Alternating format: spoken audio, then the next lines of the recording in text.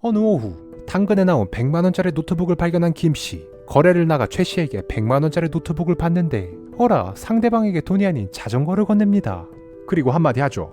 이 자전거 120만원짜리니까 대신 가져가세요. 어이없는 상대방 욕을 시전합니다.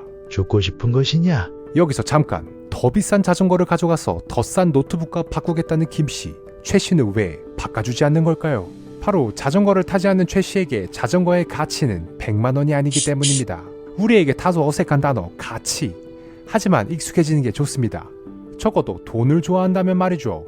바로 돈이 태어난 이유가 이 가치라는 놈의 교환 때문이니까요. 이번 주제는 돈의 탄생입니다. 아주 먼 옛날 점점 날씨가 추워지는 겨울, 여기 내가 먹고 살 건 내가 해결하는 한 부족이 있습니다. 사냥이 안 되던 어느 날 부족장은 고심에 빠집니다.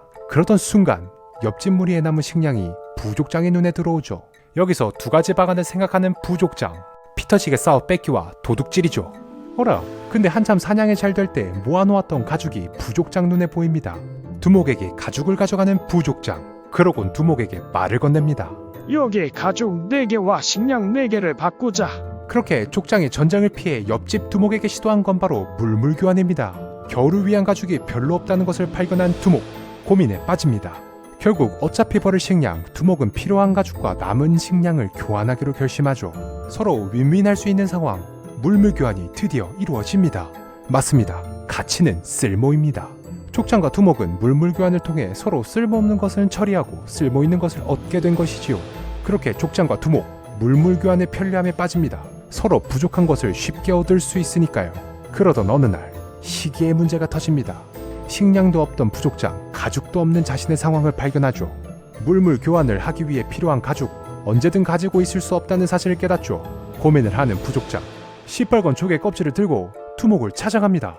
그리고 조개 껍질을 주면서 말하죠. 이 조개 껍질 10개를 대신 주겠다. 한 달 뒤에 이 조개 껍질을 가지고 오면 조개 껍질 1개당 가죽 1개를 주겠다. 나를 한 번만 믿어달라. 고민하는 두목.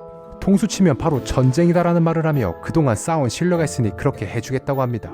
그렇게 아무 쓸모없던 조개 껍질 10개, 식량 10덩어리와 교환이 성사됩니다. 조개 껍질 10개가 가죽 10개의 가치를 대신하게 된 것입니다. 그렇게 물물 교환의 문제였던 시기, 그 문제가 사라집니다. 식량이 필요해도 족장은 당장 가죽이 필요하지 않게 됐습니다. 조개 껍질이 사용되기 전 쓸모있는 것에만 부여되었던 가치. 하지만 조개 껍질이 가죽을 대신할 수 있게 되자 쓸모없는 것도 신뢰가 기반되면 가치를 가질 수 있게 되었습니다. 그렇게 족장과 두목의 신뢰를 받으며 조개 껍질이라는 화폐가 탄생하죠. 조개 껍질 화폐를 사용 후 족장과 두목이 발견한 또 다른 화폐의 편리함이 하나 있습니다. 물물 교환을 할 때 서로 식량과 가죽을 들고 가야 하는 일이 사라진 것입니다. 그렇게 10개로 시작되었던 조개 껍질 화폐, 족장과 두목의 협의로 100개까지 늘어나죠. 그렇게 족장과 두목, 초반 100개의 껍질을 50개씩 나눠 가지며 화폐의 사용을 권장합니다. 그러던 어느 날 유독 식탐이 많았던 족장부와 박씨, 몰래 바다로가 시뻘건 조개 20개를 줍는데 다음날 박씨는 두목에게가 시뻘건 조개 껍질 20개를 주며 식량 20개를 요구합니다. 그런데 조개 껍질 90개가 자신에게 있다는 걸 알아챈 두목, 족장 쪽에서 조개 20개를 가지고 왔다? 100개만 있어야 할 조개가 110개가 된 것이지요. 그렇게 신뢰가 무너진 두목, 당장 족장을 쳐들어갑니다. 당장 가죽 90개를 내놓던 식량 90개를 내놓으라 하죠. 주지 않을 시 바로 전쟁을 하겠다고까지 합니다. 그때 족장의 머릿속 이 문제를 해결할 한 가지 광물이 떠오릅니다.